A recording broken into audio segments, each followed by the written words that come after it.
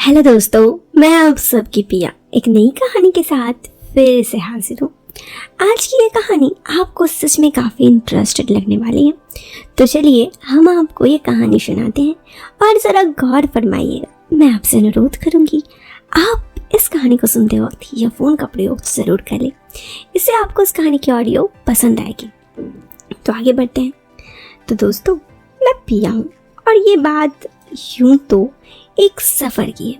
सफ़र सुहाना, मौसम मस्ताना, आप ये कह सकते हैं।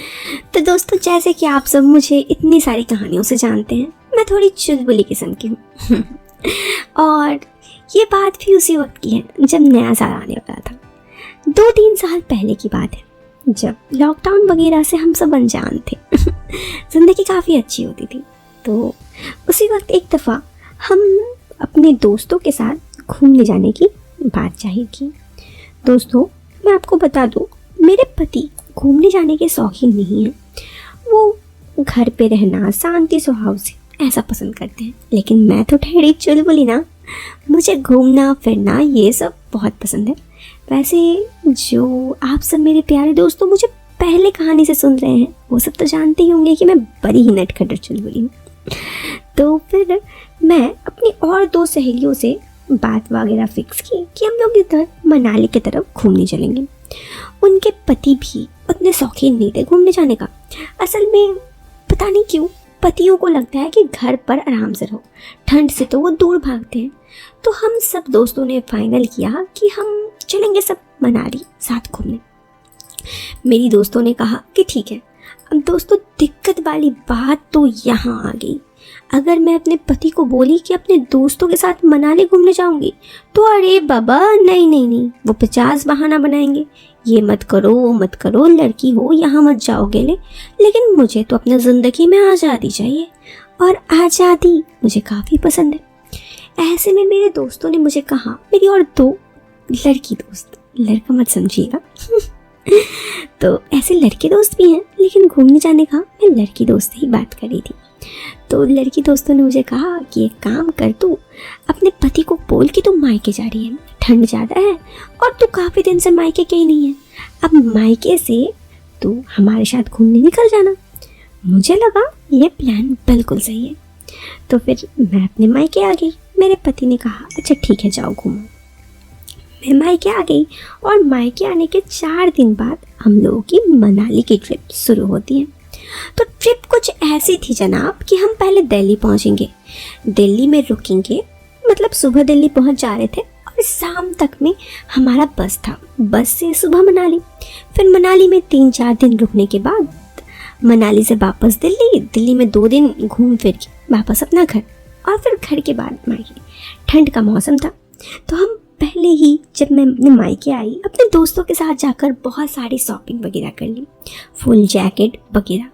अब मैं सिंदूर वंदूर तो नहीं लगाती, आई एम स्टाइलिश ना वैसे लगाना चाहिए, बस मैं नहीं लगाती, ये मेरा खुद का मर्जी है।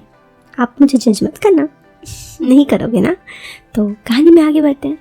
तो मैंने बहुत सारी ड्रेसेस वगैरह ले ली। फिर मैं जीन्स पहनी थी। उस दिन मेरा प्लेन सुबह 8 बजे करीब मैं दिल्ली एयरपोर्ट में उतर गई। मेरे साथ मेरी 2 लड़की दोस्त भी थी। फिर हम लोग होटल जाने का सोचे। फिर उन्होंने कहा, यार होटल नहीं जाते हैं। फिर एक ने कहा कि चल चलते हैं, फ्रेश हो जाते हैं। हम होटल गए, 3 लड़कियां, हमने एक रूम बुक किया। फिर एक एक करके हम सब फ्रेश हो गए और फिर फ्रेश होकर सामान पैकिंग करके हम लोग मनाली के लिए निकल गए। अब 10 बजे हमारा सारा सामान होटल में रखा था, लेकिन हम लोग होटल से निकल गए, इधर उधर दिल्ली घूमे। दोस्तों, मैं आपको बताते चलूँ, मैं इससे पहले भी कई बार दिल्ली आ चुकी हूँ, तो मैं दिल्ली बहुत अच्छे से घूमी। शाम हो गया, अब मुझे मेरे पति की थोड़ी बहुत यादें आ रही थी। अब ठंड का मौसम हो, इतना सुहाना वाला, और आप अकेले कहीं पे जाओ तो ज़रा बुरा लगता है। ये जो मेरे शादीशुदा दोस्त होंगे ना, वो इस बात को ज़रूर समझते होंगे, है ना बताइए। तो फिर भी मैं अपने दोस्तों के साथ थी। वहाँ पर शाम में एक बार होटल जाके अपना लगेज ली और जो हमारा बस था उस बस में पहुँची। दिल्ली में ही मैंने अपने पति से फ़ोन पे बात कर लिया और उन्होंने कहा कि मैं अपने इधर उधर थोड़ा सा अपने दोस्तों के साथ घूमने जा रही हूँ। मेरे पति ने कहा शाम तक घर आ जाना। मैंने कहा हाँ ज़रूर, चलिए ठीक है, बाय। उसके बाद क्या, मैं दिल्ली के बस में बैठी, हम तीनों लड़कियां थे, हमारा स्लीपर क्लास था। लेकिन पहले हम नीचे ही बैठे थे कुछ देर के लिए, तभी दो हैंडसम लड़के आए और हम ही लोग के अपोजिट साइड के सीट में बैठ गए। वो देखने में काफ़ी हैंडसम थे और हमें बार बार चांस भी दे रहे थे, लेकिन हम तीनों सहेलियाँ शादीशुदा थी तो थोड़ा सा मैं शर्मा भी रही थी, गलत है। तभी मेरी एक सहेली बोली, यार यूँ तो हमारे पति आए नहीं हैं और इतना हैंडसम लड़के हमें चांस दे रहे हैं, ऐसे चांस को कैसे मिस किया जाए वाला। मैंने कहा, यार देखना ये सब गलत है। उसने कहा, देख तुझे जो लगता है गलत तू गलत समझ, मैं तो चांस दूंगी। फिर हम लोग मनाली तक साथ ही गए, लेकिन मैंने उन दो लड़कों से बात नहीं किया। वे लोग 2 थे और 2 बाद में आए, मतलब कुल 4 लड़के थे बस में। वैसे तो और बहुत सारे लड़के थे, मैं उन लड़कों का बात कर रही हूँ। फिर मनाली जाकर हम लोग उन लोगों से थोड़ी बहुत बातचीत तो हो ही गई, साथ में रम पीना। अब आप जानते हैं दोस्तों, जब ठंड की जगह जाओ और कोई पार्टनर भी ना हो तो रम इकलौता सहारा होता है। ऐसे में वही लड़कों के साथ मैं कुछ देर अच्छा खासा वक्त बिताई हम लोग। फिर वहाँ से वापस अपने शहर। लेकिन शहर आकर दिक्कत ये हुई कि अक्सर मुझे वो लड़के, मेरा नंबर उन्हें पता था तो कॉल करते। ऐसे में उन्हें बताने से भी डर लग रहा है कि मैं शादीशुदा हूँ और क्या बताती कि मैं शादीशुदा हूँ। ब्लॉक किया उसका नंबर तो दूसरा नंबर पर क्लॉक कर रहे थे। उन्हें मैं पसंद आ गई थी इसी वजह से। खैर बड़ी मुश्किल से उन लोगों की पीछा छुड़ाई। ये कहानी वही मनाली की याद में।